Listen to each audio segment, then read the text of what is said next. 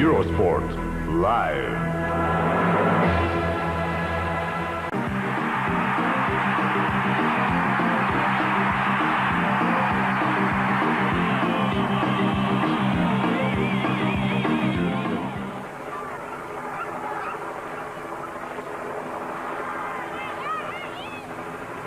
There's a determined bit of bike riding by Bunyo, who really last year had to get that World Championship jersey around his shoulders. He had a disappointing year. He called third place in the Tour de France disappointing, but he didn't really come up to what he hoped to do. It was win the Tour last year, and this year now he's already showing that championship jersey, and he's in fine form. Leading this chasing group up, they've just come up the top of that climb, and just somewhat 4 or 5 kilometres away they'll hit another one.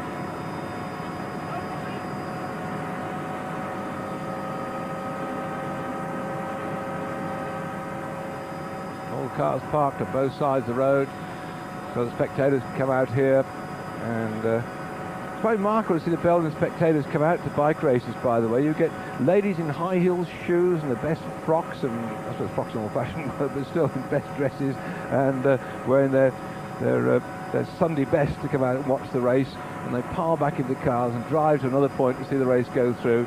It's they just like to see the giants of the road before their very eyes, and some of them who are in the villages watch it go through, nip back inside, because BRT, our Belgian associates, are as ever putting up some superb pictures of bike racing. Got some great camera, great idea, great understanding of the sport, and so people at home can watch them. See how this is, the riders clipping past our cameraman. All the noise. There we are, 151, that's the leader's jersey. He's just won 3 back from the front. Quick view of Maurizio Fondres. I've been searching for him, and now we see him. He's not far off the front. The Lampre rider, Maurizio Fondres, ex-world champion and World Cup winner a couple of years ago, is doing the right thing. He's sitting near the front, and they've opened up a little gap here.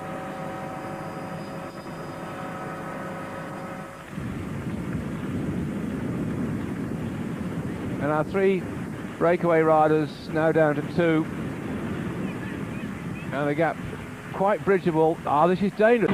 This is a tighter little group, and with people like Bunyo and Fondres, there's enough here if they really decide to open up the wick. And yet Museo's in there as well. This is a cracking group. What a group of riders we've got here today. And yes, it looks like Van Hooydonk's also made it across to this little group at the front, and that is a sizable gap they've opened up, and they just sort of drifted off the front, chasing up that long steady climb, and the steering pace has been enough to split the field, and this could in fact be the real move of the day. There's almost just enough riders, not too many, to keep this one going if they're all prepared to play the part. Certainly someone like Lance Armstrong in there from Motorola is the sort of chap who really has no respect to reputations, and there Museo, hot tip to win. He's going to put the pressure on to as well for GBMG, and Museo's got at least 1 if not 2 of his teammates behind, and that's where the consternation will be setting in now. Who's going to chase this one down? Well, TVM looks like Tristan Hoffman down there as well for Telecom.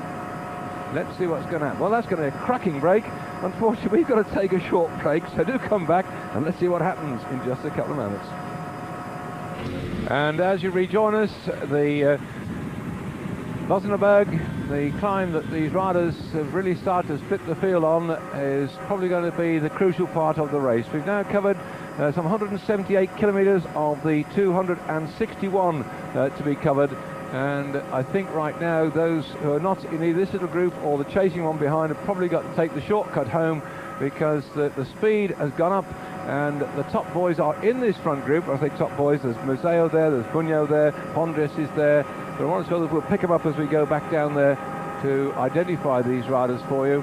But this looks very significant to me. It's the old war of attrition on this race, and one by one they drop off, and then they take the shortcut home, some of them, heading back in towards Ghent. In fact, I'm pretty certain this was the race a couple of years ago when Yates got blown out. That's what he was, and knowing there's so many British spectators out on the course, he found an intricate route back home that took him nowhere near the race, because he didn't want to be seen riding back to his his digs or his headquarters, they were then up in Belgium. But Sean, the last we saw, had made, well, there's a rundown. Bontempi, Ballerini is another one, Cipollini, Museo, Bunyo, let's see who else is in there, Scandi, oh, there's a cracking lot. Even Le Mans made it. Well, that's a turn up for the books, isn't it? Abdul Jafarov is in there too. So at long last, looks like Greg LeMond is going to show something of what he's made of. But undoubtedly, a nice little group. Oh, the chasing group might well come back though. Can you see that? The second cameraman providing a bit of a stepping stone for these riders. And there's Yates, Sean Yates in this little group. This is group number 2 coming on behind, trying to pull back that front group. So they have a good chance, by the way. It looks to me if they just keep rolling along, they should be okay there. And that was Frans Maassen, another man tipped as being, yes, they're coming back at them. I thought that was going to happen.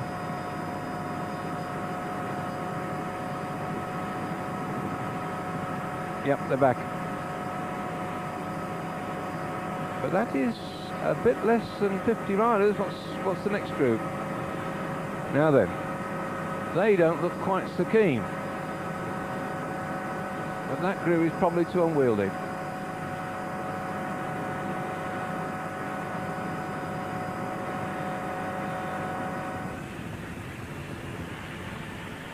Yeah, I still think, yeah, as I said, just under 40, I wasn't far up on the 36, and Bunyo's still there, Van Hooijdonk just coming up behind him now.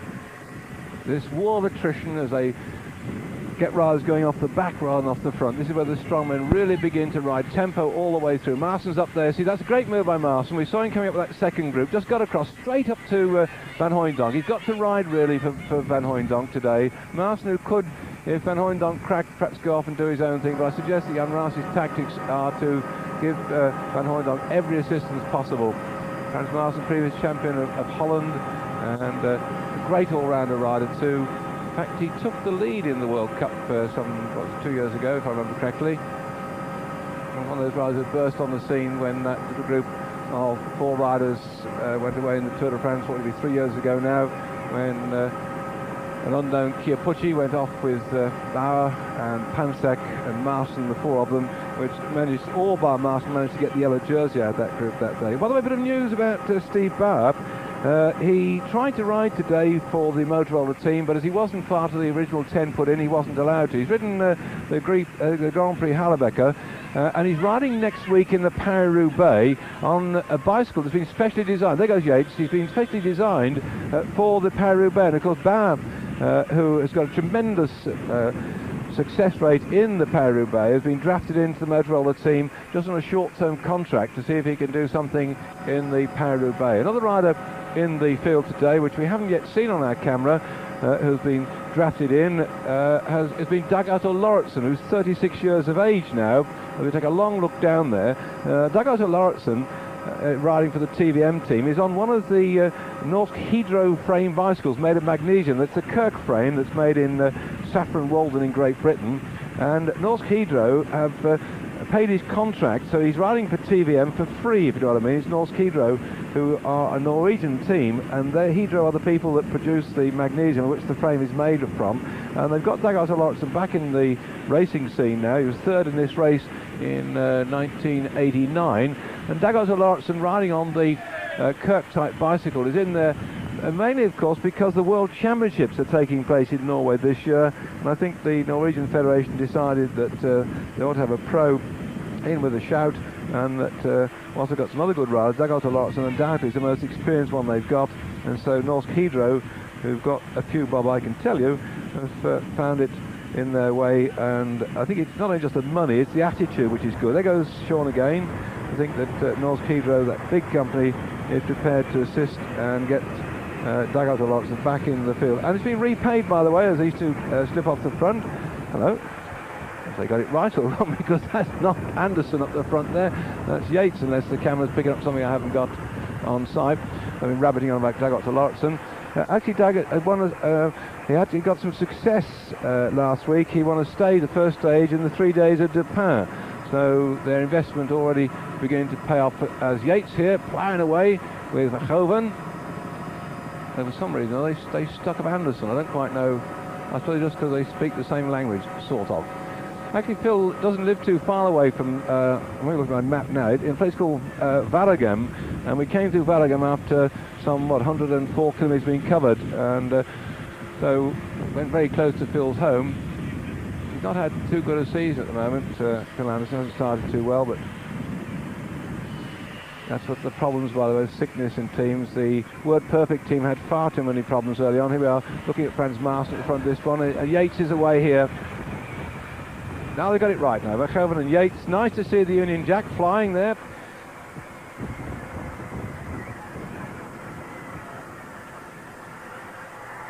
Oh, little suit Sean. If he's on form, he really over this sort of terrain, these short, sharp hills, he can hammer his way over them.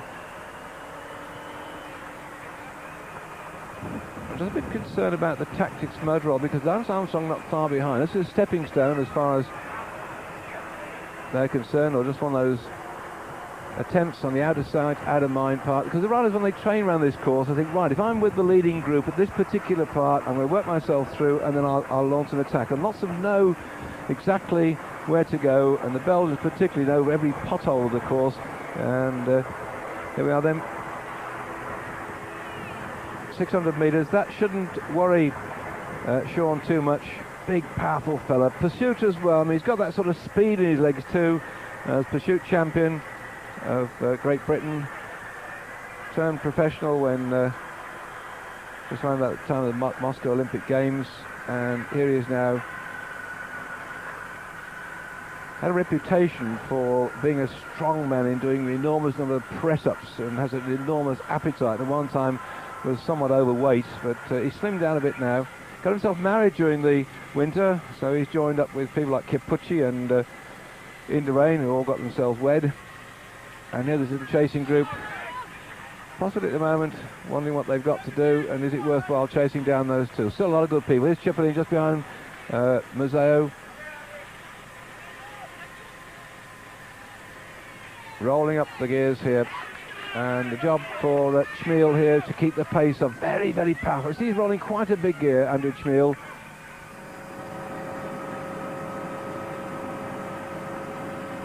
One of those riders who forsook an amateur career from behind the Iron Curtain to quickly go into pro ranks, and has been quite a good find as far as the GBMG team is concerned.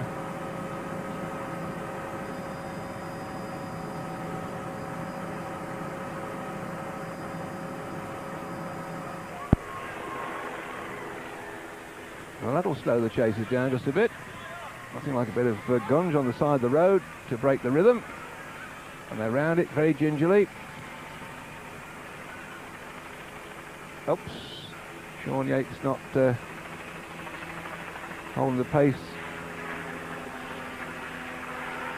He's getting back, so perhaps that was just a little bit of a momentary hiccup as they came around that corner. See the state of the road here. I know some bike races in England, if we tried to take a race up road like this, the front of the riders would just object. It does remind me of the days when they had the Quaker Oats race many years ago. Chas Messenger and, oh, the other name will come back to him, and it used to organise races. Unless there was some green grass growing up the centre of the road, they didn't think they'd actually had a decent race. They'd find routes over in Wales and so on, that, where there's plenty of green grass growing up the centre of the road, which certainly stretched the legs a bit. This really is a pretty tricky part of the course, isn't it?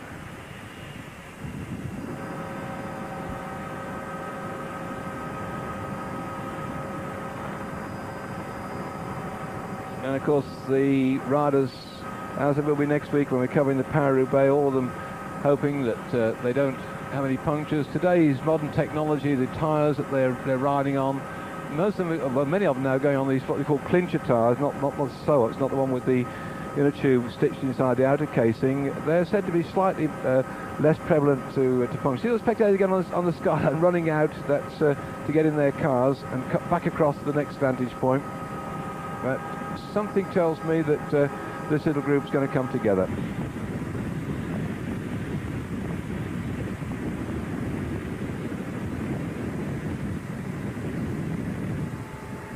Very, very fast descent here by Nico Verhoeven, and Cameron nips in quickly to get a speed of, it's just over 60 kilometers per hour, so he's close up to 40 miles an hour at the moment on this part of the course.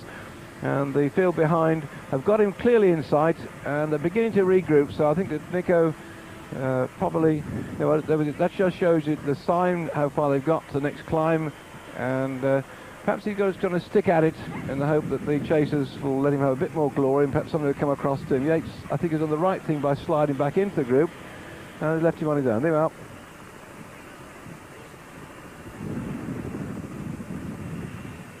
There he is, and that's some of his performances over the years. More of a domestique, really. He's had quite a bit of success in his time, but right now I think he's trying this one on. Here by the Eichenberg, and this climb then, look at my little list here, the 9th climb of the 16 climbs they've got, and 130 metres. I'm having a look at my little list to see how much of it, and 1,200 metres of it by these cobbles, so this really is going to be the time when they think they've been riding the pneumatic drills. They bounce up this particular lot. Again, the riders searching for that smoothest bit of the road they could possibly find. Now, if they put the hammer down this little lot, we saw those chasing groups trying to come up to them. I think somehow that might make it rather difficult. And after this one, having a quick look to see what we've got yet to come. Eichenberg, the next time of Hochenberg is at 185 kilometres, so we've still got about 3 kilometres to go. This is good because they're two pretty close together, and a long cobble climb, 1,200 metres, is sufficient, I think, to break up the rhythm of the chasers behind. Still Verhoeven on the front. Bunch coming back to him though.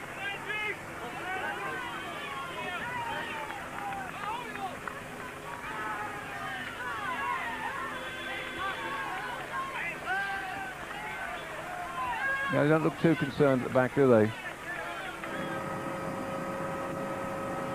Yeah, it looks like his moment of glory about to be over. And there they are, they've got him back.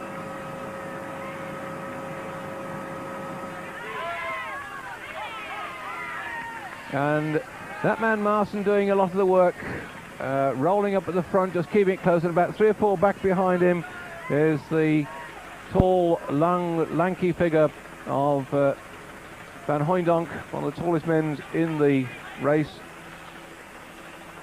I'm about 6'3" and a bit. Muzau still sitting in there too. Well, there's some good, useful riders here, and he's got some good company too, Muzau. Not about the Ballerini we just saw there for the GBMG team, number 32. Looking back down there, see the black, yellow and red jersey, that's the GBMGB rider Moseo, lying 3rd in line. Then if you go back 4th into 5th place, the white jersey, that's Ballerini, who really sort of burst on the scenes when he won the Grand Prix of Montreal a couple of years ago. And he's in extremely fine form at the moment, and he's just keeping his eye on Moseo, because Moseo will be there with the chance to win. Actually, they've got so many good riders in the GBMG team that they openly admit that between them they take it in turns, and whoever seems strongest at the moment they allow it. They don't have like one team leader. Either Cipollini, Moseo or Ballerini, any of those can actually take over on the day and have a go at winning a race. Oh, the crowd really have pushed out on the road here, haven't they?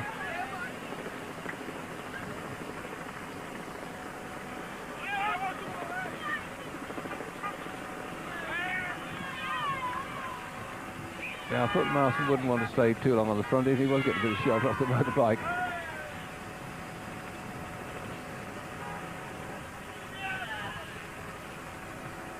Now, I hope we go back up to our helicopter to get a good top shot of this one, because the groups are coming together until we hit that climb then.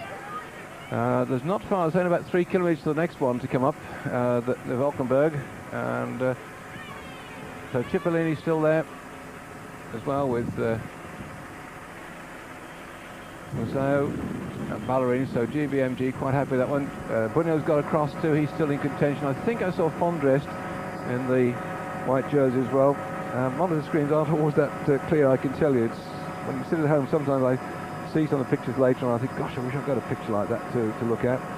You've got paint all over the place, you've got noise going on, you've got not particularly easy vision on your monitor screen. We do the best we can. Word perfect, really giving some stick, aren't they? Van Hooijdonk has gone to the front now. Marston's been doing the powering along, and he's dropped off the pace a little bit.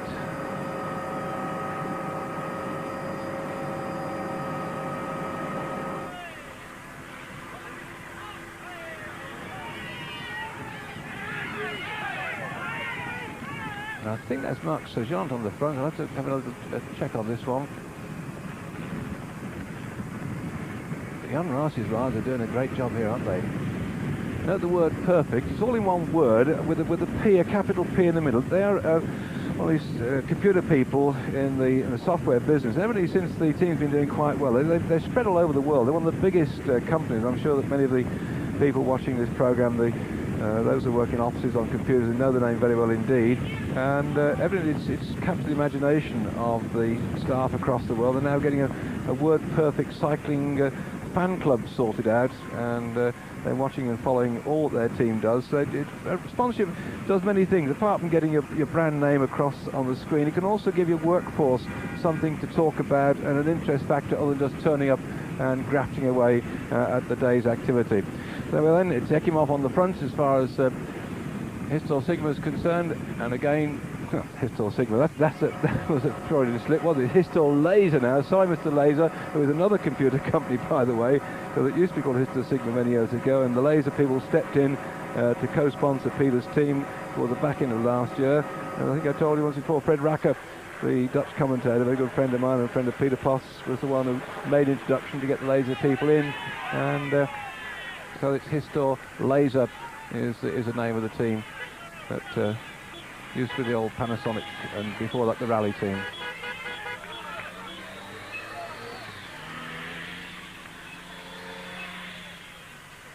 The pressmen fight their way through.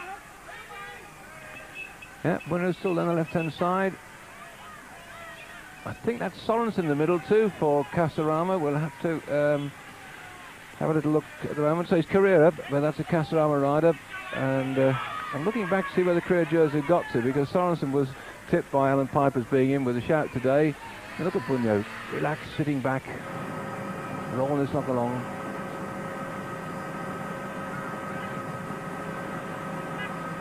Well, that group, yes, the Flanders is down there. 1, 2, 3, 4, 5. It's probably about 10th from the front. The reigning World Cup leader, as it will be, because we only had one event so far, the Milan San Remo. And having won that one, taking on the white jersey.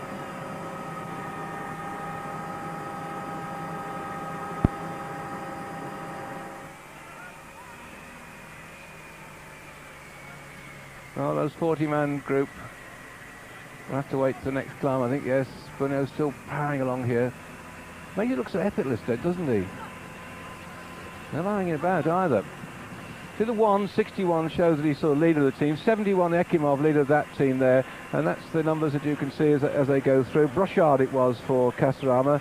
And yeah, Nelson in there. He's also... Right, there's Fondres. You see with the pinky stripe, the lamprey colours and the white top. So if you want to look down through the galaxy of colour and you're trying to find the leader, then look just for a white jersey, and then look for his shorts with the pinky stripe on them, the lamprey colours. And then also look in there for more pink jerseys that could be helping defend his position. And I can't see too many at the moment. Oh, nice shot. See how the chains snagging and jumping? See the chains? How they bounce up and down? The gears having to really work hard here. Riding mainly on 8 sprockets now at the back, 2 at the front, giving 16 gears. See where you put your hands in the centre, so the vibration, you just use your elbows to take up the shock. And with the brakes and gear mechanism all in one now, so you can actually change gear and keep pedalling and braking all at the same time. Modern technology.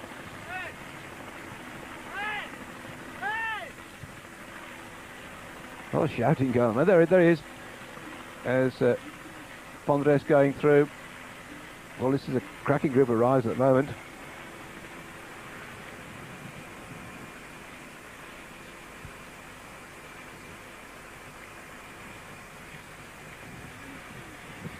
Looking at Sean Yates, who was one of the activators that began to help split this group up.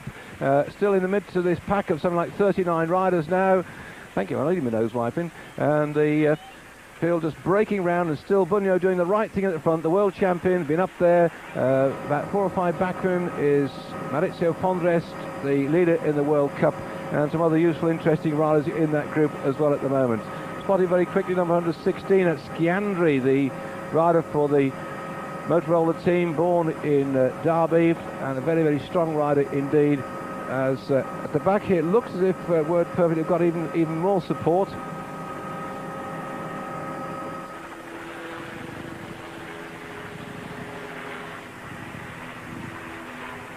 Now, nice view from the tail end Charlies of this this group of riders here. Now you can see what they have to do just to stay close, stay in contention, and just hope that no split comes up in front of you. This is your back end view. They've made it now because the gap, the last we heard, was something approaching about 40 seconds, so it could be that the little group behind might well have to say this race is now over just for this this pack up in front of something like that 100 and it's about 39 or so riders.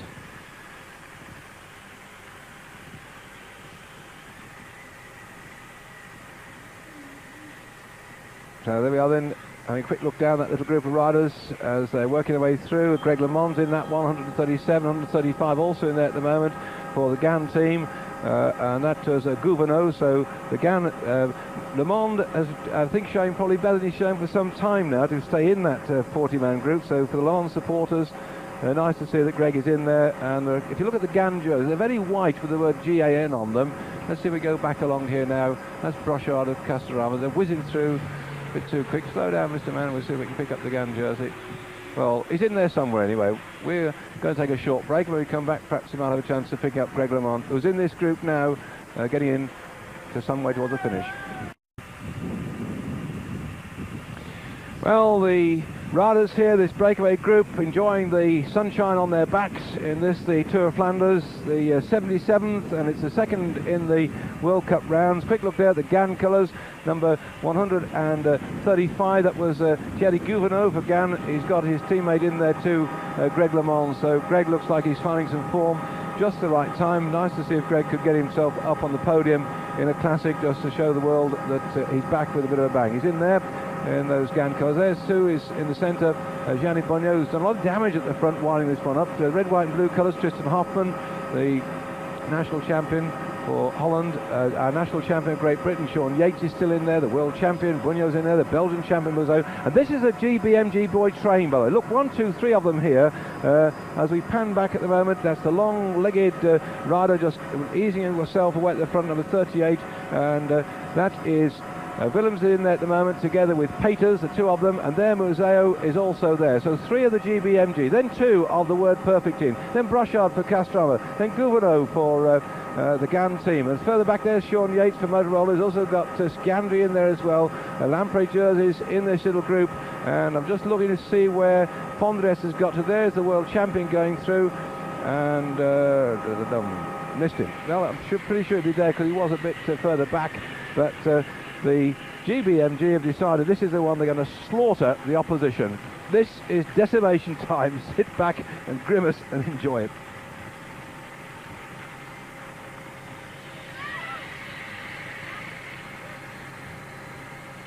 Professional bike riders at work, battling across the field of Flanders yet again. This epic Tour of Flanders.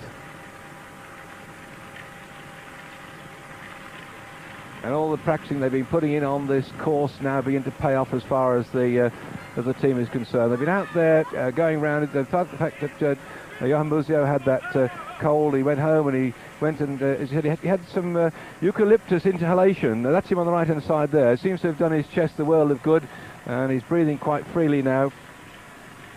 I'm not quite sure he's riding the same bike he's going to ride in the Paris-Roubaix. He's been testing it out. He's got a new bike built for the Paris-Roubaix, which has a lot more cobbles that are a lot more worse than this lot, believe you me, and that's next week. But he's looking very good at the moment, and in good company the rest of his team here. And that Wolfie Peters just on the front, and the long, tall figure, Erik van Hooijdonk, moving through. Yeah, the team cars are up, so that's got to be, as I said, last check we had was something like a 40-second lead, so I should think it's probably getting closer to a minute now. They're beginning to put quite a number of team cars between this group and the field, the chasers behind.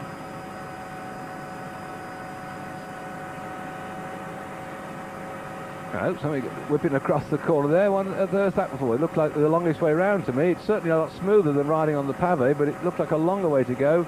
He bounced out and clipped across the toes of the general public. And again, the stretch going on from... whoops! They've had to park the cars on the pavement, and the riders are trying to mow down the spectators too. And they forced the pace. It certainly had an effect. It split it up a bit, and Johan Mosio it is. I thought it was Aristeer colours for a minute. Mosio, who whipped across there, and really they sorted this little lot out.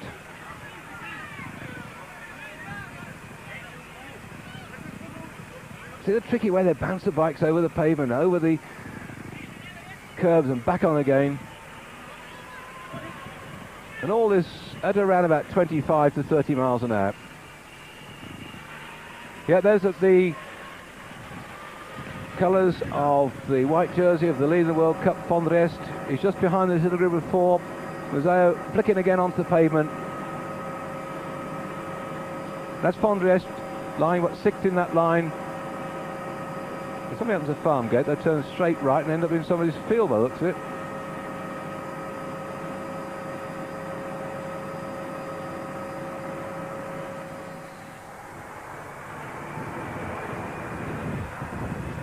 The public, having got a good knowledge of bike racing, have retired their gardens at the moment and starting well back, weren't they?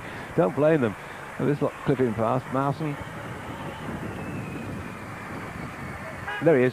That's our leader in the World Cup and determined to stay in contention. There are 50 points for the winner today, 35 for second, 25 points for third, and right there down to the 12th place man who gets 5 points in the final stages of this race, right the way through to the finish. And so you can now wait with bated breath to see what's going to happen with this race, because it's unfolding very well indeed, and the question will be not only who's going to win it, but will Flanders keep his leader's jersey.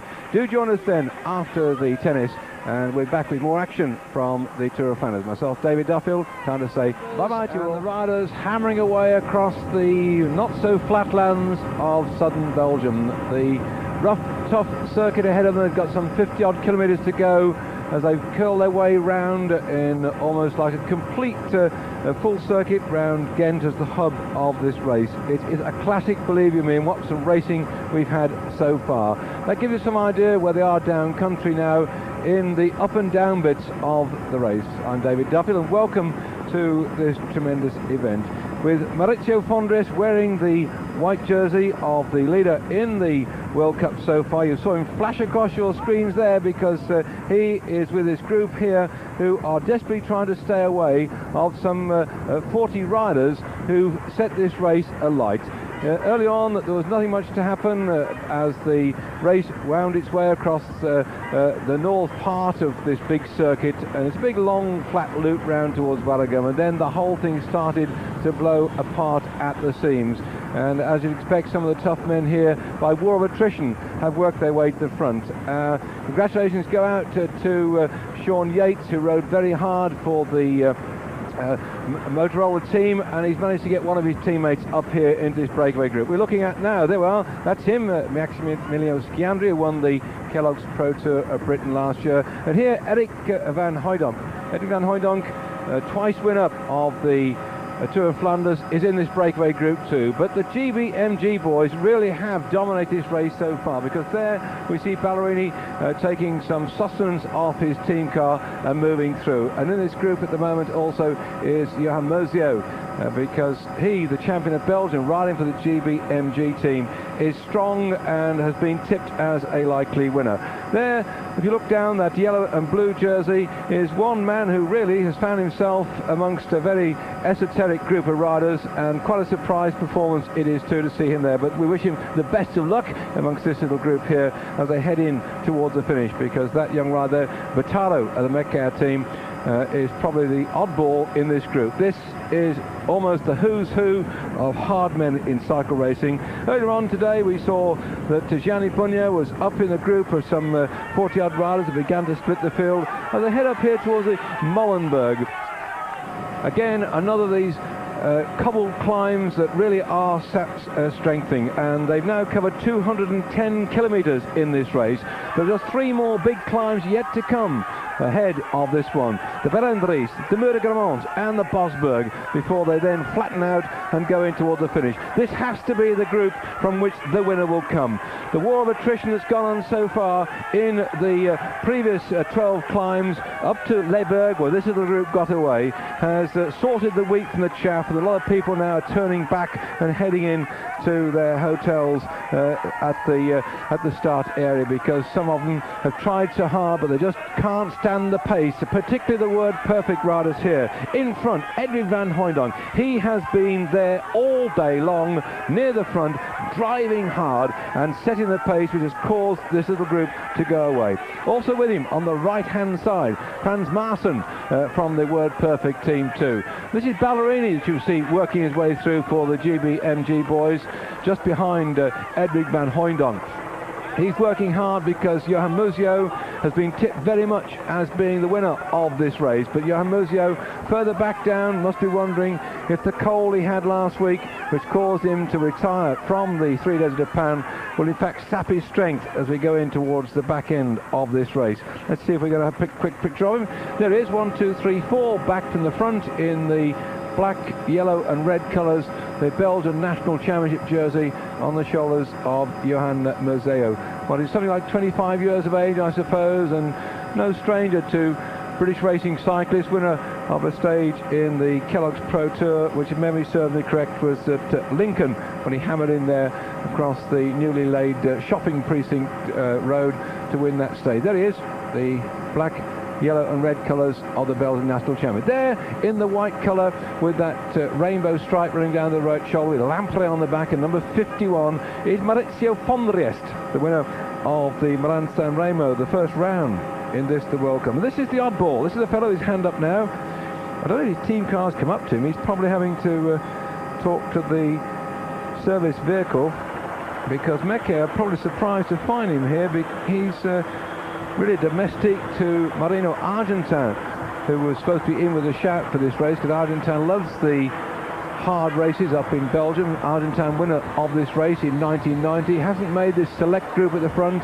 And looking at my notes here to see what the gap is, it's got to be something over 1 minute lead that they've got now back to the group of something like 30 riders who got away from the main field. Good to see Greg LeMond, by the way, in that chasing group of 30. He's showing some sign of form coming back, and was in there with Gouvenou, his teammate, but they missed the selection, as they call it. But these riders, there we are, 2 minutes and 1 second. In fact, the gap's grown quite a bit. De Klerk on his own, the Lotto rider, out there trying to get some prestige and coverage for his team. Lotto sponsored in this race by the Belgian telephone company as well, and they've changed the colours of the jerseys to cause confusion for commentators who come along with a whole set of notes just to discover that the things have changed somewhat. No change there in the colours of Motorola 116, except at the end of this year they're going, unfortunately, to call it a halt. So Motorola will no longer be with the racing teams at the end of this year. Great shame, really. They've had quite a good length of success. Word Perfect, the new team that was formed out of the old team that Jan Raafland ran last year for the Buckler squad. Got 2 men in this break, and here the Histor rider Marc Sajon. He undoubtedly has the greatest list of performances in this race. He's finished 6 times in the top 10. This is about his 12th race that he's 12th time he's ridden this race, so his knowledge undoubtedly in these final few kilometers is going to stand him in good stead. But has he got the legs to hang on to this group? We'll have to wait and see. Museeuw looking very strong despite that touch of a cold and vast quantities of eucalyptus he had to inhale to clear his chest. That was his treatment last week to get himself back in order. Oh, stretching the legs. Well, they've been going now for, what, some 210 kilometres or so. They're going to spend the thick end of 7 hours in the saddle, these riders. And it's not one of those straight out races by any means. You can see the conditions they're riding under now. New modern pavé, twisting and turning. And we've been really through what is nothing better than farmyards back down the road. There was mud everywhere, there were narrow tracks, and there was grass up the centre of the roads. And these riders have fought their way across some of the most difficult racing country in this, the 77th edition of the Tour of Flanders. So Frans Maassen helping himself to some more drinks from the team car. And moving through again, no stranger, Frans Maassen, to British viewers, and please those who are listening in Europe to my commentary, forgive me if I refer from time to time to the Great Britain interest in this race, because Frans Maassen it was that won the Wincanton race up there in Newcastle when we had our first of the Wincanton series, and he's in this little break at the moment with Van Hooijdonk, twice winner of the Tour of Flanders. There he is, that's Edwin Van Hooijdonk, has been doing so much work at the moment, going back for a drink, and I think he damn well deserves it too.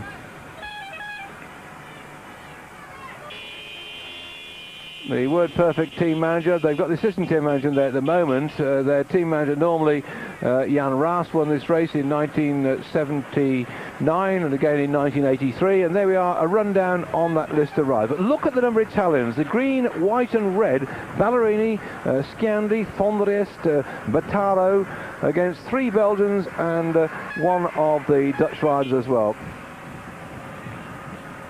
Jimakovic coming up to have a chat with Sciandi, who's down on our charts as an Italian, but of course he was born in Derby in Great Britain, so we have a vested interest in him, and of course he was winner last year of the Kellogg's Pro Tour as well.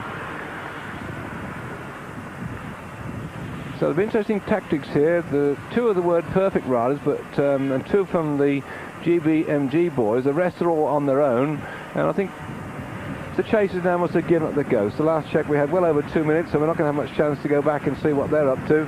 And interest from now to the finish must centre on this little group of riders here who've survived the war of attrition. And troubles up front. That's the second time he's had his hand up. He's not trying to leave the room. He wants somebody to come up to him.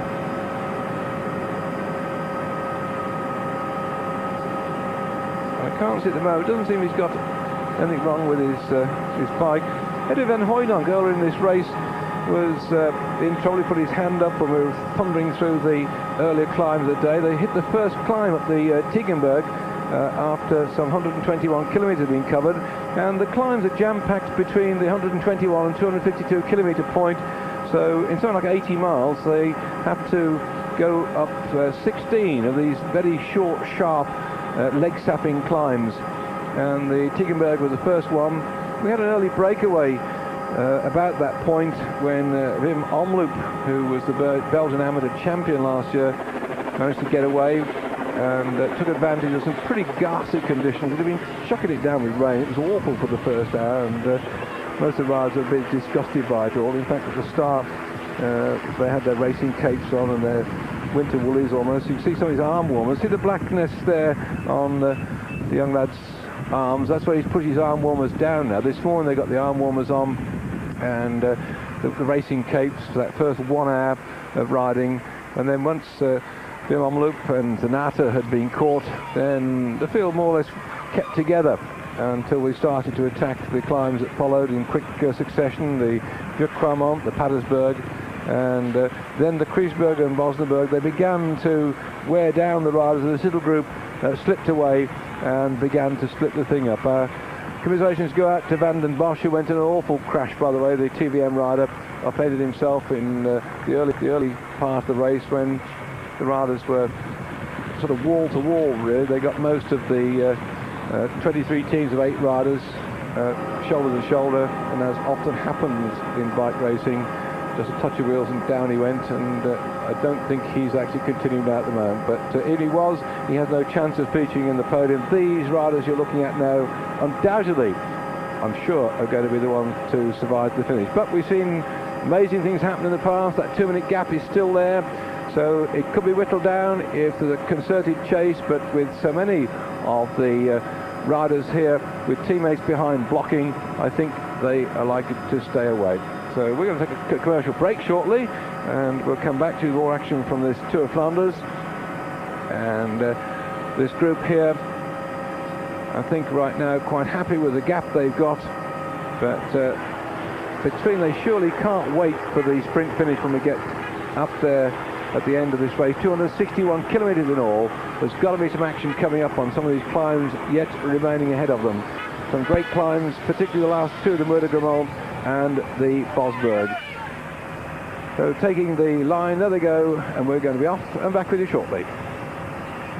And I hope they get the finish sorted out before they get here, by the way, because having all sorts of trouble with the Finnish gantry. It's fallen down, and there's some great deal of activity going on to hoist the thing up. Hope we don't have another problem like we did with the Milan San Remo when the lead car went across the line, slammed its brakes on because the crowd was spilling out into the finish area, and the riders ran into the back of it with a clatter and a bang. But we should wait and see. I'm sure they get sorted out before then, because these riders still 48 kilometres to go, something around about an hour and a bit of racing ahead of them. And there's some pretty good operators down there too. They know each other's strengths and weaknesses, and the team tactics between the Word Perfect teams and the GBMG boys is going to be quite fascinating. And good to see on the front there. In fact, he's moved back a bit now, Batalo from Macaire. I'm surprised that he's putting so much work in the front. He should really, I think, sit in there and let the rest do the activity, because he is the lesser light of that lot. Let's take him from the top here. Pulling over now, that's Maassen. Moving through in the colours of the Pistor team is Marc Sergent. There in the white with the Lamper on the back and the stripes of the World Cup leader is Maurizio Fondres. On his wheel is Ballerini of the GBMG team. I'm just waiting to see who comes through next in line. Nobody seems to want to do the work at all, so we'll have to drop further back down the line. Ballerini says enough's enough, and the camera picks up then in the blue jersey Van Hooijdonk, behind him Moseo, and then we come back further down. There's Schianri having just nipped past Batalo. So these are the riders, some 8 of them now, on whom all hope rests, I think, of surviving to the finish, with the chase is still behind them, some over 2 minutes back. Well, then that's not 3, that's 3 of the climbs yet to go. We've got 16 of them in all, and the last 2 are absolute cliffhangers, and I'm sure that's where the sort-out's going to come. But we've seen strange things happen in bike racing before that, so I better keep my big feet out of my mouth. All size 12s of them. Well, 1,700 metres of cobbles ahead of them, the bone-shattering cobbles that Belgium is so well known for. I suppose that if you actually had to employ people to ride bikes like this who weren't interested in racing cycles, they'd go on strike, because it would be inhuman to make you do things like this, ride over these cobbles after being in the saddle for well over 6 hours, and every bone in your body is trying to make you stop and have a rest, and somebody routes a race which takes you over these cobbles, which really do nothing more than drive pain through your body. So they try and find, see here, a little bit of a smoother part of the course, and the spectators, as ever, standing well back, because they know that they're just as likely to switch onto the pavement given half a chance. And Scandi's beginning to struggle. Is that just a moment when he's having a rest? See, on the left-hand side, see how they're looking, searching for the smoother tarmac.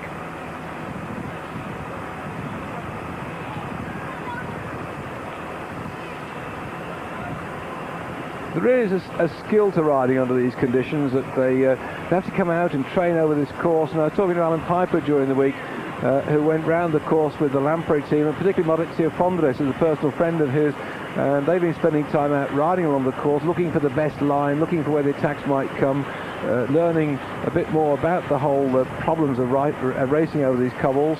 And Alan actually gave me a dark horse as being Sorensen to win the race today. Well, he's not with this group at all, but I know that he said that rather than trying to tip his personal friend Maurizio Fondres, who is in this group at the moment. So we keep our fingers crossed for him, winner of the Milan San Remo last week.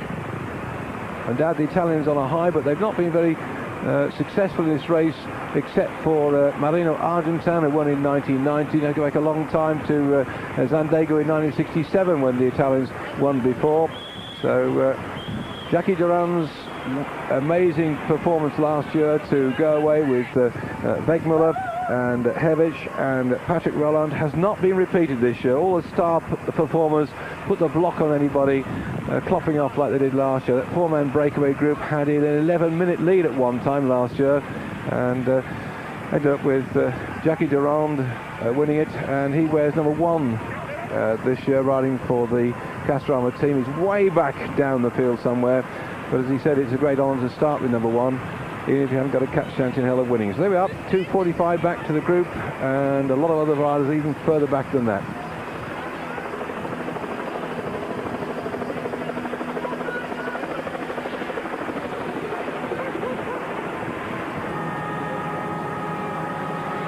Just look at the state of the roads.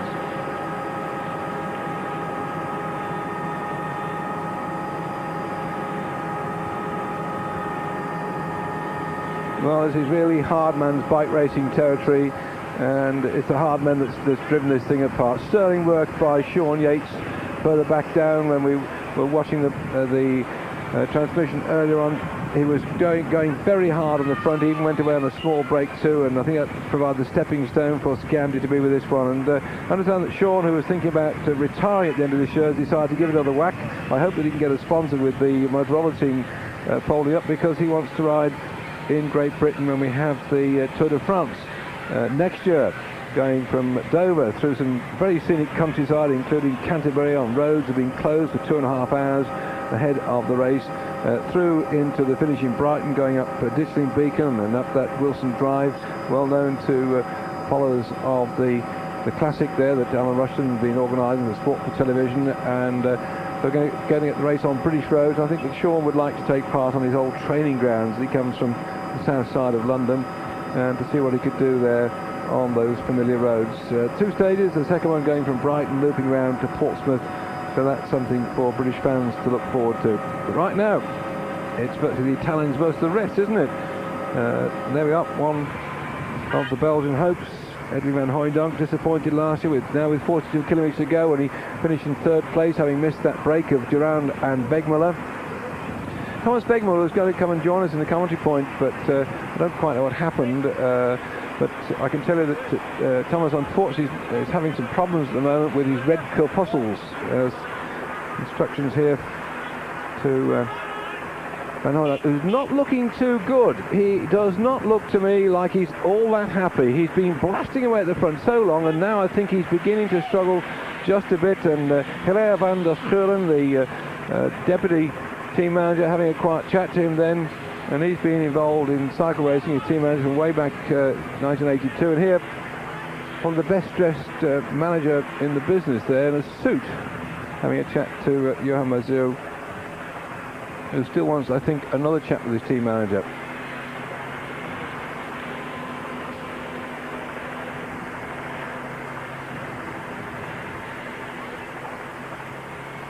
Well, they've got to sort the tactics out between them here, because they've got Ballerini, who's you know, he's going up to have a chat to him, I think. Yep. Right, so Mazur wants some decision, presumably on who is going to be the number 1 at the moment. One thing about the MGGB team is that they have got so many good riders in the squad, and they actually rotate who is the team leader depending on the state they're in. And Mazur and Ballerini right now have got to perhaps get some guidance from the team manager who's going to be allowed to be the attacker and the domestique. Cipollini was up with the 30-man group that's just behind them for some time, so they got 3 men very strongly up there before this thing split, and now they've got 2 riders away, and the tactics will be very much down to 2 individual riders. But if the team manager wants to have his own say, they've got to listen to what he says and accept his decision. Marc Sergent, quick look at him, and that gives you some idea of the cavalcade that follows the race. Coming up now towards the feeding station.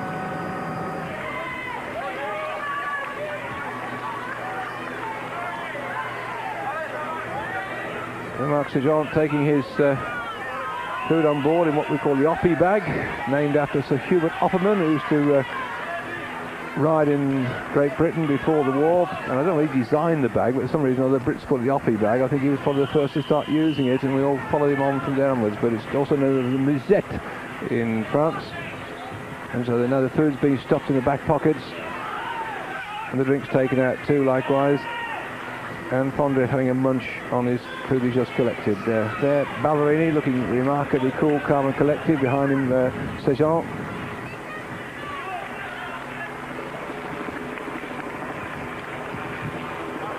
You just wouldn't think, would you, look at this lot? They've been actually racing now for getting towards 6 hours in the saddle. And they've come across some really diabolical countryside at great rate of knots, averaging well over 25 miles an hour. The first hour when it was very cold and miserable and wet. And here we are now with under kilometres to go. That's 25 miles in English language. And we're going to concentrate on these because the report's coming. There's no way I think that chasing group now, well over 2 minutes down, are going to catch up with them. So let's watch the tactics that will evolve. They're 2:35. I knew it was going further and further back, and I can tell you they're going to be out the frame now unless this lot decide to get off the bikes and have a quick cup of coffee in the cafe down the road. But that is not going to happen, believe you me. There's points at stake in the World Cup with Flanders, the leader, with 50 points at the moment. An interview being conducted down there with the team car for Histor, presumably trying to get the inside track on what Mark Sergeant might be up to.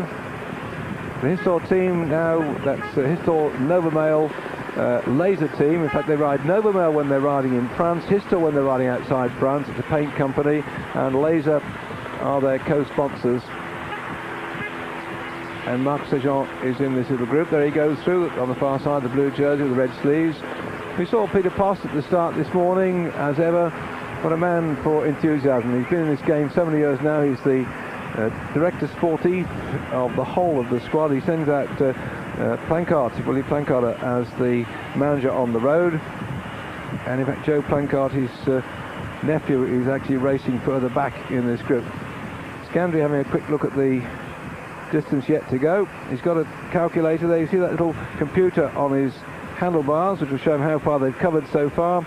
And he can also, if he wants to do, work out his average speed. I think he'll be bothered about that. He just wants to know how far it is to go to the finish. And also what they do look for, of course, is the profile of the course.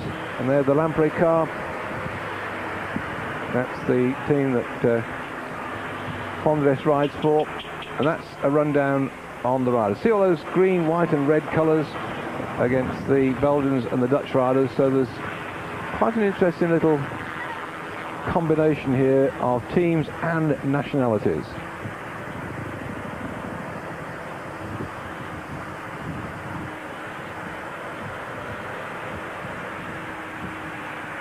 Everybody seems to be sharing the work at the moment, so perhaps they decide they must keep the thing away. Oh yes, here we are. I tell you, we've been having trouble down the finishing straight to sort out this banner and the gantry, which doesn't seem to want to go into position properly. I suppose looking at the clock, they've probably got less than the hour now to make sure the thing is up in place at the right time. And these are the lads that we were only looking forward to very welcome that finish line, but who's going to be there first of all? Looking back over the winners in recent years, and in fact way back to 1961, Tom Simpson won this race in 61, and in 1963 he took a third spot. Sean Kelly, he's had a couple of second place in this one in 1984, in 86 and 87 he also featured in second place, but Sean not in this little group at the moment, so he's way back in that main pack, who probably some of them taking a shortcut back, because this race has a complete circle more or less from its start point. The fairly flat start to begin with as they circle around the north side of the course, and then it gets this up and down, and here we are with the crowd not yet in place for the finish, so perhaps some chaps here with a bit of muscle can help push this finish gantry up into position. they've got a bit of time. Is there a man in the house with a screwdriver or a spanner? I asked myself. Well, they found somebody anyway. We'll be all right, I'm sure about that. Plenty of time yet to go. So these riders heading on in toward the finish now. We're going to take a short break, and hope you come back to us, because this one really is turning out to be yet another cracker on this round 2 of the World Cup 1990. Welcome back then to the Tour of Flanders. This the 77th edition of this great race, starting way back in 1913, and the course pretty well the same in recent years, just a few changes made to it, and you can see here those little grey lumps there are not lumps of coal, they are in fact the cobbles, just to show you where they're going to be hitting some of this rough stuff that will sort them out as they bounce over the terrain. The race, actually quite amazingly really, it's been run every year during the Second World War, believe it or not.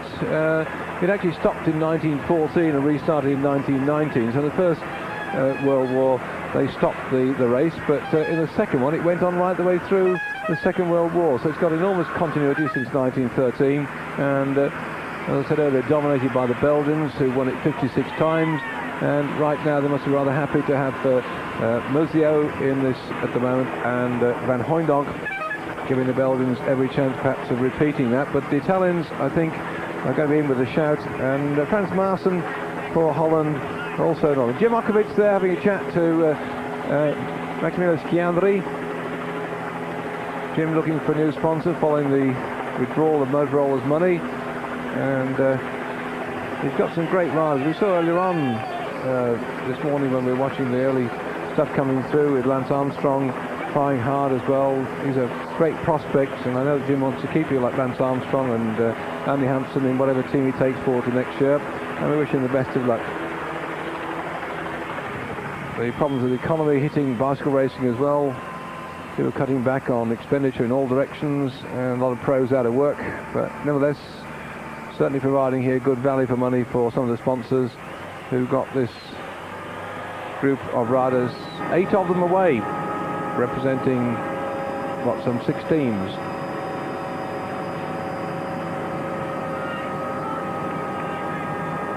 Spectators as ever out in most unexpected places, and thank goodness the weather has turned out fine, with so many of them coming out here in their Sunday best. You get the experts. Well, there seem to be the heavy gangs now turned up to erect the gantry, which has collapsed slightly. I remember once that one of the oh, you can't do it on your own, sir. I think you're going to need Rambo or somebody to come and help you. And they probably still got about what, 35 minutes to do it. Anyway, this is this race that's heading in towards the finish that might have been moved down the road. I remember once in the Tour of Ireland when we had some trouble with the finishing grandstands, but and in the milk race many years ago, when there was such a downpour of rain, it was the day when Fedden and Hertog won the stage into Bournemouth. It rained so much that the cliff face slipped away and covered the finishing straight with sand and mud and so on, and we couldn't actually get down to the actual banner further on down, so an impromptu finish was pulled further up the run-in towards the Bournemouth front alongside the beach, and he came in triumphantly victor to a sort of impromptu finish line, but it didn't really matter, there was nobody there, it was just so bad the weather that only the officials turned up.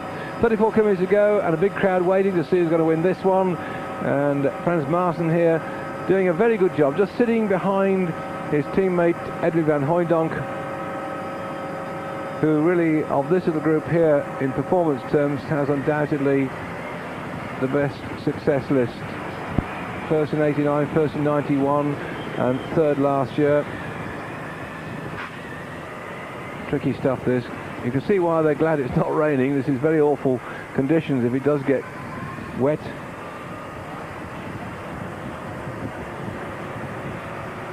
And toward third place is Jack Otto Lauritsen, was third in 1989. He's actually started today as well. He's joined the TVM team, who haven't got a man in this break, and is riding one of the Kirk magnesium frame bicycles, and in fact his total contract is being paid by Norsk Hydro. They are the people who supply the magnesium which is used in the Kirk frame. In fact, if memory serves me correct, they actually own the Kirk business out in Saffron Waldron, and he started on one of the frames, and at 36 years of age it was a bold venture to come back at this stage, but the Norwegian Cycling Federation want him to be back in action because of course the World Championships are going to be held in Norway this year, and we'll be covering them on Eurosport as well, so every reason why he should be back in action. And in fact he's already shown good form as Dagotte Lauritsen, who used to ride for the Motorola team. He won a stage, the first stage in fact, in the 3 days of De Pau, so that was quite, I think, used a bit of publicity for his sponsors. And we look through there to see, oops, there goes the horses. Always a real problem, they get frightened by the noise, but they haven't managed to get out of the field. Ballerini riding it at the front, keeping the pace up. Marson doing the same, Mazou going through. Scandry following from Motorola, then Van Hooijdonk, and at the back Pondres. They all seem to be sharing the work at the moment. This race sponsored by Hit Nieuwsblad, on the Belgian national newspaper. You saw that yellow car behind the group, that was the sponsor's official car. There's plenty to ride about in this one too.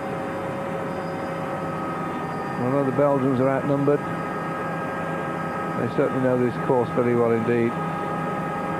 Well, that's our camera helicopter that helps pick the action up for you. No doubt about it that since the advent of helicopters and connections to the motorcycle, we get some tremendous pictures. 2 minutes 21 seconds, and the Belgian cameramen are extremely good to picking up the action. And those of you who saw the Het Volcom cameraman got upended when the motorcycle rider clipped the curb, I can tell you that both of them are okay, that there was no damage done. I had a word with Paul Dore before we started the programme today, and he said, yep, they're okay after that crash. I think he was a bit shaken by what went on, but nevertheless, they're okay.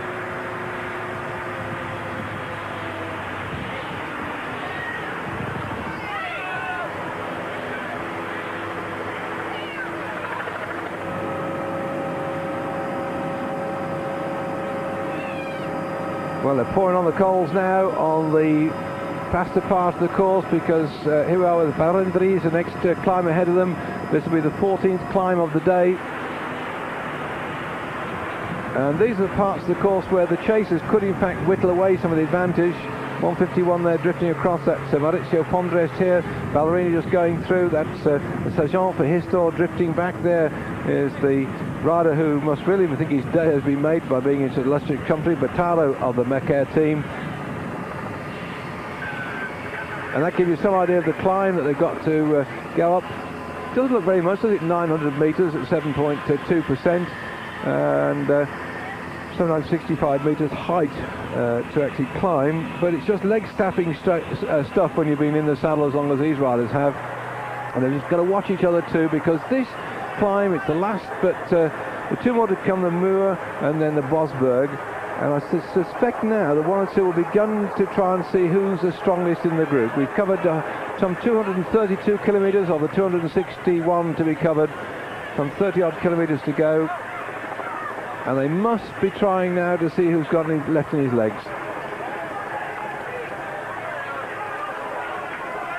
As ever, the enthusiastic crowd that zigzag backwards and forwards across this part of Belgium to watch the race in action. You see people here, well-dressed Sunday clothes, ladies with their stiletto heels on and their best dresses, and all turned out to have a good day watching the racing. It's such a national sport here in Belgium. Nobody worries about the fact the roads are closed and people descend upon. Let's look at that crowd.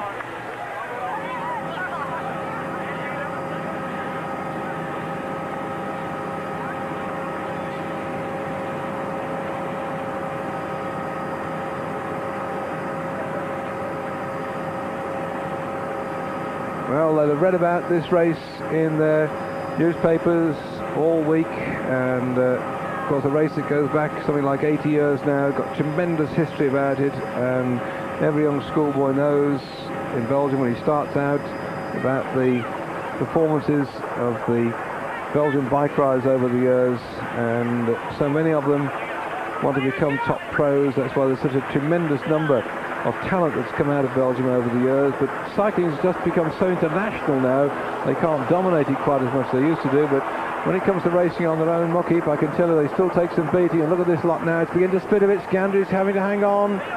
Ballerini behind him.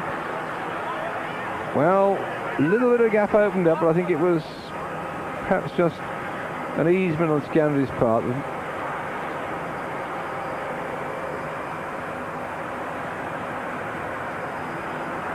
Tyler at the back being sensible, I think, in sitting in the wheels and letting the rest of them do the work.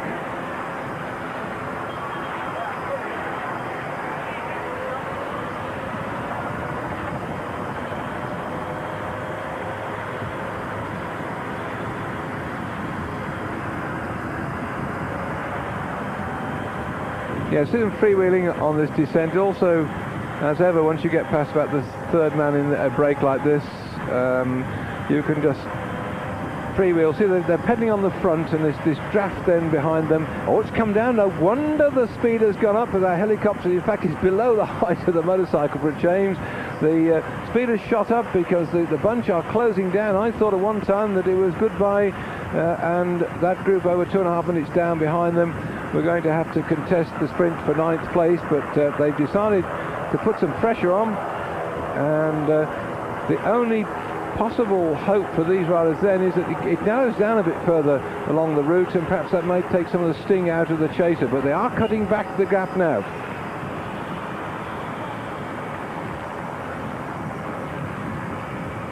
Look at the faces. That's a sure sign when riders been to stop. You look at the faces and see how they go. Martin looks okay, so does Mazao going through. Flanders relaxed. Oh, that was dangerous.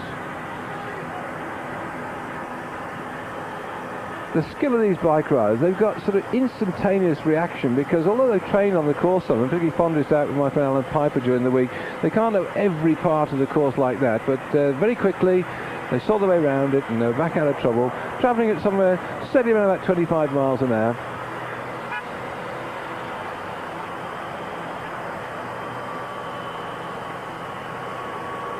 And still yet no sign of weakness in this little group. There must be questions being asked in their own mind about what the tactics are going to be between now and the finish, as to whether they've got to wait for the last two big climbs before they put the pressure on. And there is confirmation of that breakaway group. That's Scandri just going through. That's Mazao in the background having a chat with his team manager. Yeah, I thought the team managers must be coming up to try and give these lads some assistance in tactics. Ballerini looks very good too, doesn't he? And Flanders. There doesn't look to be pain amongst any of these riders at the moment. They're still all very comfortable. The gap's gone to 2:04. I think they may still hang on, but we'll have to wait and see. Join us after the break. And a little gap opening up here at the front. High-speed chase going on as Martin it is, who pries his way off the front with Mazao just behind him. And the joker in the pack, Vitalo from the Mecca team on his wheel, but they've closed it back down again. I just had a quick look at last year's finish result, by the way, because we talked about earlier on about Jackie Durand being a surprise winner ahead of Thomas Begmuller, but the gallop came in from behind. Van Hooijdonk was in 3rd place, Flanders was 4th, and Martin was 5th, so 3 of the riders that finished in the top 5 are in this group at the moment, and Franco Ballerini, who's also with them now, finished in 9th place last year, and Marc Sergent, who is here in this group, finished 15th last year. So we've got some very, very good riders. They're starting to attack. It's Mazao that's gone, and Martin's after him. The gap's open up. Scandi doesn't want to respond. If they don't get up there, these two are going away now, and this looks like the decisive move as Mazao really powers up this climb. Nobody's answering this one. Flanders must go. Van Hooijdonk won't chase for word perfect because his teammate's gone up there at the front, and here we are at the front. Mazao has made the break, and Martin is desperately trying to claw his way up to his back wheel. Well, that was a superb move on that climb, Not one of the significant mountains of this race, but one that was just enough to split this little group. And they look too nonchalant to me, so surely somebody's got to turn the wick up a bit to pull those two back. Who's going to chase? Dead away, these two. Let's put the watch on them.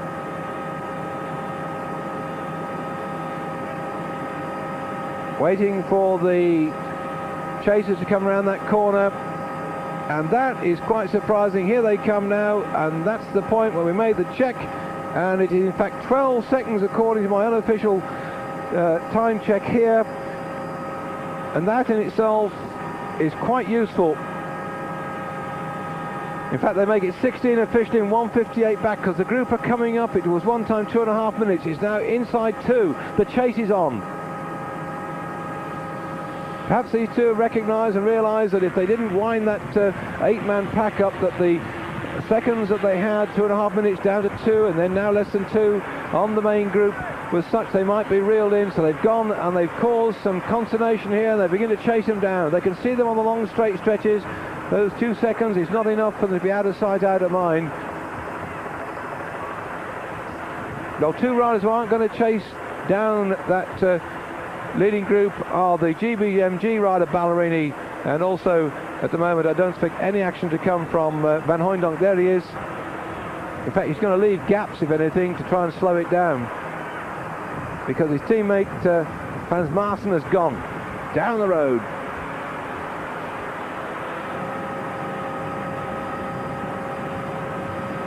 And there you have it.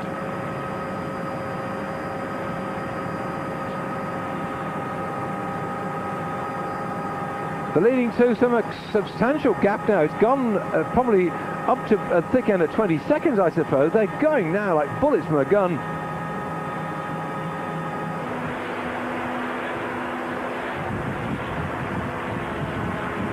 And I think that Moseo and Maassen have decided that they might as well get settled in and stick it out together and take it in turns. Well, certainly when we looked way back down the road at the face of Edwin Van Hooijdonk when they closed up with the camera, I thought he looked a bit as if he was taking a bit of a pacing. He'd done so much work earlier. Maassen had just been riding for him, closing gaps down, sitting in the wheels, working with his teammate, and obviously just managed to keep a little bit back in reserve to answer that charge from Moseo, who the bookies had got in Belgium, by the way, as the likely winner of this race. So if Moseo charged over the line, I don't know what short odds he's got, but I suspect that there wouldn't be a big payout, because Moseo had been tipped very strongly in the Belgian press as being a winner of this race, and we'll have to wait and see what happened. At least the bookies had to pay something out, unlike the Grand National in Great Britain yesterday, when on Saturday they had that fiasco of 2 false starts, and in the end, well, some 73 million pounds worth of money that had been staked was to no avail. Well, the money's on that man in the black, yellow and red, Johan Moseo, champion of Belgium, and right now the bookies must be wondering if they got the odds right.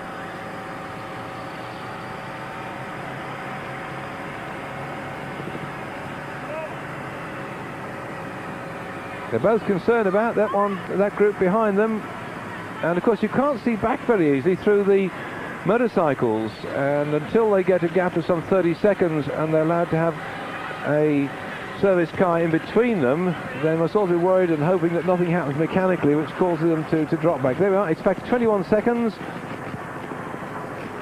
and 1:58. Still the main group, what's left of it, are about the same behind them. Vitala with a very, very laid-back saddle position. Quite interesting when I've been reading so much about these top pros now that are sitting with 72-degree seats and the saddle's quite well back. The days of getting cranked up over the bracket and sort of 74-degree frame seem to be disappearing. They're going for the more relaxed position, longer top tubes, sitting further back. And you can understand why the distance they have to travel. They need a more comfortable riding position. Of course, Van Hooijdonk here with his bike, you can see that frame, he's got extensions to it because he's about 6'4" and has to have a very special bike with stack heads so that the handlebar stem doesn't rock too much. And again, another tall fellow, Flanders, he's going to be in the sort of just under 6 foot mark. Him up, this is the fellow, 6'4" thereabouts. Well, look, see how his handlebar stem is sticking way out of the frame. He's got extensions there on the head and in the column to make sure it's nice and rigid. Marc Sargent, 6 times finished in the first 10 in this race. Previous champion of Belgium, and of course the current champion of Belgium has gone off down the road now. Scandry on the front, and here we are. That little box in the right hand corner of your screen are the 2 escapers. Marcin on the front, then Moselle moving through in that little box, and down here it's going to be a bit of a League of Nations battle here, isn't it? Because we've got the lad from Macaire here, Battaro on the front, then Fonries, so that's another Italian rider going through. And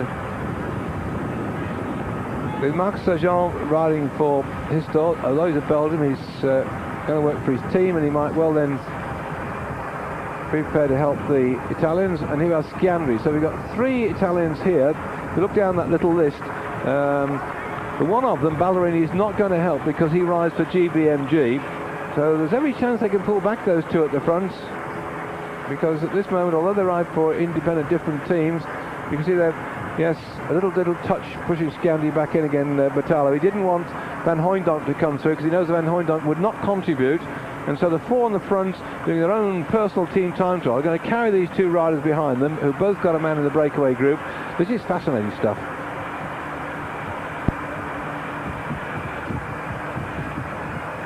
This is the team time trial. 2 passengers behind, 2 up in front. And ahead of them, the big Muir at 248 kilometres, and Bosberg, which has been so often in the past the one when the chips were finally thrown down after 252 kilometres. They've got to keep the pressure up.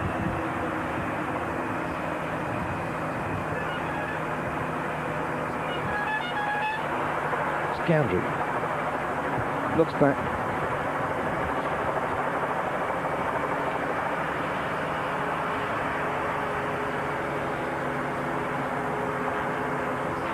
Fonries moves through. Then Battalo. And these are the 2 leaders. Now with the neutral service car behind, the gap then something over 30 seconds. So they are, in fact, despite that 4-man team time trial behind, they're beginning to prize their way forward. The telephoto lens foreshortening that shot off our helicopter. What a great shot that is. Lovely, the trees, the sun, the shadows of the bike riders. And 2 more climbs yet to come.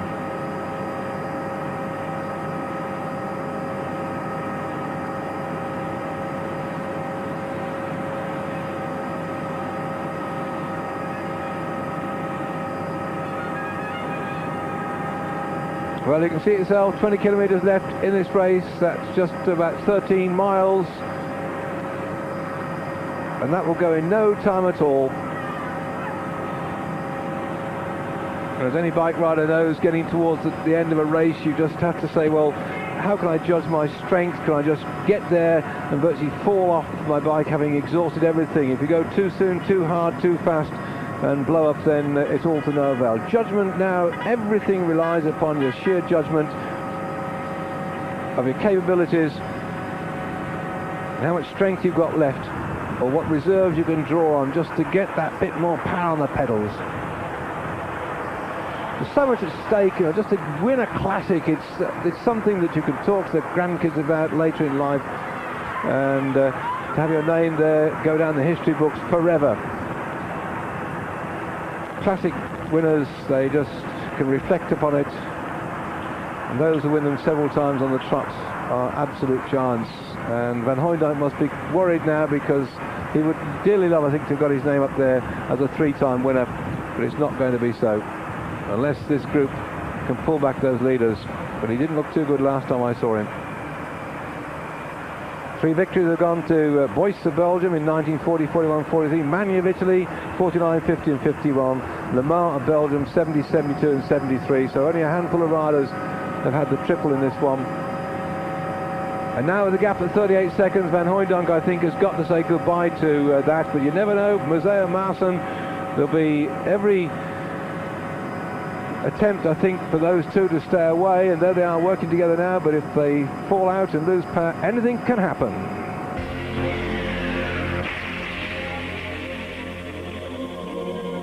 Are our two leaders, only 7 kilometres left to go.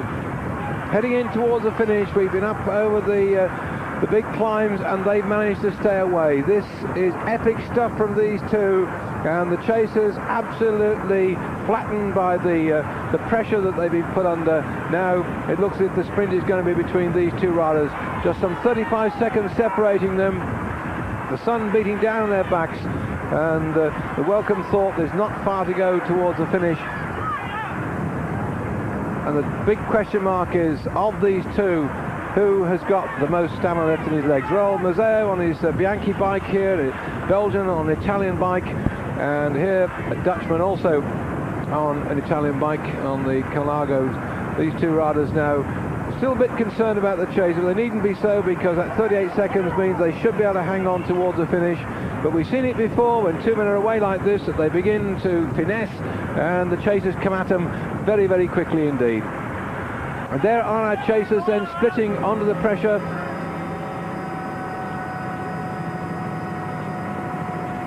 The four-man time trial that has been taking place to try and pull them back is now splintered,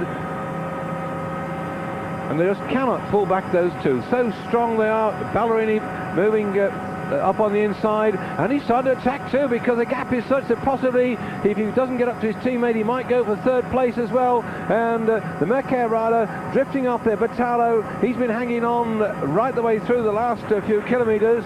He's been yo-yoing off the back, getting back, hanging on, getting in there, and he's still with them. Ballerini is not happy. Come on, he says Scandy. Well, I don't quite know what he's concerned about, because his teammate is up in front. That I can't quite comprehend. Ballerini has no reason to want to pump this thing along, except I presume what he wants to try and do is catch back these two up in front, because Edwin van Hooijdonck's got a new lease of life. Scandy's drifted off as well, so the gap there with Sajon is considerable. Sajon's starting to charge away, perhaps he's the danger man, because Van Hooijdonck is cooked now. The big, long, tall fellow with the enormously long legs is now, I think, absolutely blunted. Ballerini recognised the danger, and that's why he wants to get across there. And I think he's trying to get Fondriest to help him put the lid on this one, but I don't quite know why, because Fondriest has just got to stay close and try and finish in third place if they don't catch the two leaders, to preserve that jersey he's wearing now. He is the leader. The fellow there with the black shorts and the pink stripe down his trousers, Maurizio Fondriest, winner of the Milan-San Remo last weekend, sorry, 2 weeks ago, is the leader in the World Cup, and these are the two they're trying to chase down. Let me have a quick look now at the result of the Milan-San Remo to see where these two were. In fact, they're no great challenge at all. They didn't score any points, either of them. As we go back to the chasing group here, Fondriest was first, got 50 points, Ghiandri got 25, and Ballerini, who was 7th in the Milan-San Remo, got 14 points. So these two up in front now, whilst they may be going for the success, the win on this, the 77th Tour of Flanders, the World Cup jersey may well stand, say, on the shoulders of Maurizio Fondriest if he can finish in the top half dozen places. We'll have to wait and see. Well, Frans Maassen up there, Jan Raas must be very pleased. The Word Perfect team had a disappointing start the season with a lot of sickness, and Erik van der Aarden's just come in good form, winning a race this last week or so, and it began to put them up there. They won 3 other minor races, the Word Perfect team, but right now they must be pleased to have Maassen away in this little breakaway group after Van Hooijdonck early on had driven this field so hard.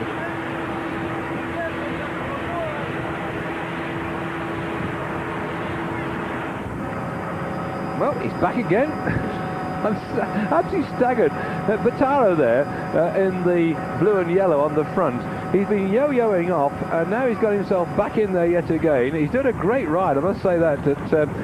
These two riders here have got their own little private battle ahead of them, but as far as they're concerned, perhaps they thought of a sprint finish, and undoubtedly Mazzeo has got to be in with a shout, because if you look back in the last year, won 9 races as such, and He's a very, very fast finisher indeed, Jean Mazet, wearing the Belgian National Championships jersey. He won stage in the Ruta del Sol, and the races he always won were those where he could surge out and use his tremendous sprint finish. And of course, those people who saw him in the Kellogg's Pro Tour, him winning a stage into Lincoln at a tremendous rate of knots. So he's in with a shout, and here they are chasing him down still as Sargent on the front is beginning to stretch this little lot too.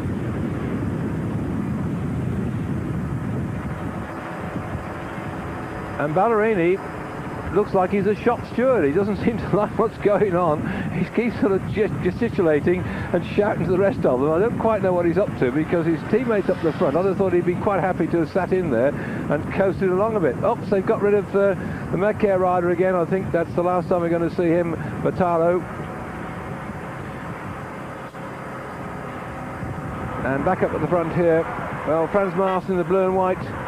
39 seconds, must be wondering what he's got to do. He's got a fair old turn of speed. I remember when he won the Wincanton Classic in Newcastle, he came up the finishing straight at great rate of knots. Very strong rider indeed. And he's gone. I mean, he yodered off the back. Battaro of Macaire, see him down the road there. He's nipped up the inside, but the rest are all watching each other. He's popped off down the road.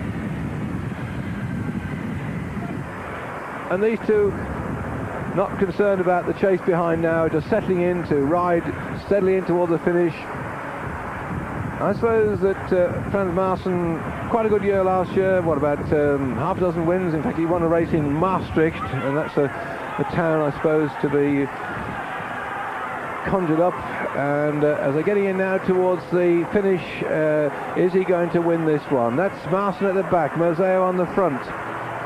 Ex-champion of Holland, Frans Maassen, ex-leader in the World Cup, against the Belgian national champion now, Mazet. Both of them pretty good sprinters, but Maassen, I think, likes to go a lot further out than Mazet. Mazet has got that surge. He keeps looking back now to see where the chasers are. Mazet would like to keep the lid on this one until they get within about 300 or 400 metres. I would have thought Maassen doing the right thing by getting on his wheel and perhaps trying to fox him and go for a long one. Frans Maassen now, look at him. He's in the best place. Mazet realises that. They cannot play cat and mouse too much and wait.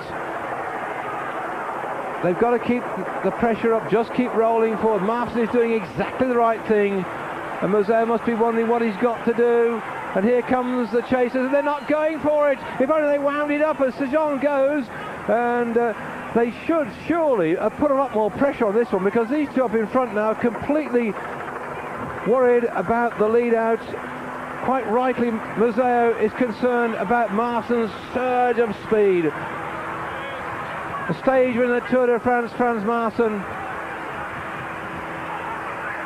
And as they come now, he's left it too late. I think Maassen probably would have liked to go for a longer one than that, and this will suit Mazet on the left-hand side. They come in towards the last 150 metres. Mazet unleashes his superb sprint. 100 metres to go. Mazet for Belgium is going to get this one rocketing to the line. Maassen can't get past him. He's got it. That's a win for Belgium. Brilliant piece of bike riding by Mazet to go from the front, beating Maassen there, and behind those rest of the chasers now sprinted all over the place. Let's see who's going to get third place. They've got the banner up, thank goodness, and it is none other than Battaro, the Macaire rider, has slipped the net.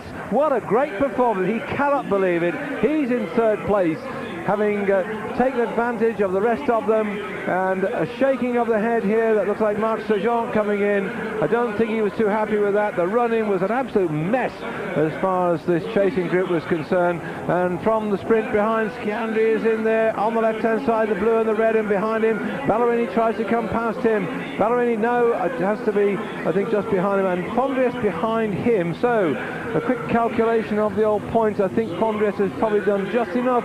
And here comes the chasing group as well. Shows you how the gap was coming down towards the end, as Ludwig then charging towards the front. It's Ludwig taking the ninth spot. Ludwig in ninth, Capio in 10th. I think that was Yekimov back in about 11th or 12th. What an exciting finish. See how close they came towards the end, because these two were finessing on the run-in. They lost a lot of time, but there's still enough there for Mazet to punch his way to the line and to give Belgium yet another win. And this is going